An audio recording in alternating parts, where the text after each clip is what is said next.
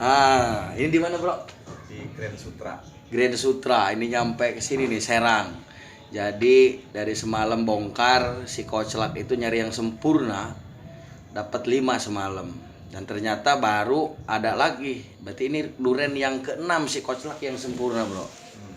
Oh. Oh. Ini bijinya dia.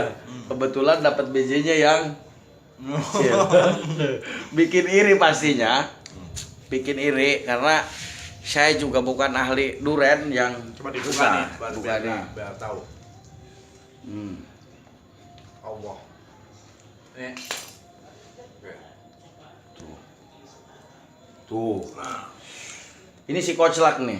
Jadi spesialnya dia gimana bro? Kalau makan durian ini, durian yang lain itu kepanting. Tapi bukan mau merendahkan durian, maksudnya kita coba membedakan setiap jenis rasa durian itu. Tapi saya harus akui bahwa ini cukup menaklukkan lidah saya. Rasanya ini nih, saya lihat nih ya. Memang nggak satu tangkup ya bro ya. Biasanya banyak. memang ada yang satu ini satu doang. Ini banyak ini. Isinya banyak, tapi tuh mentega juga. Kalau buat penikmat durian yang seperti es krim nih cocok banget. Itu aja bro. Oke. Nantikan tahun depan karena tahun ini stoknya udah mulai habis. Yang ada juga nggak tahu, bagus nggak tahu nggak. Tapi yang jelas kita masih mencoba mencari yang bagus. Thanks for watching.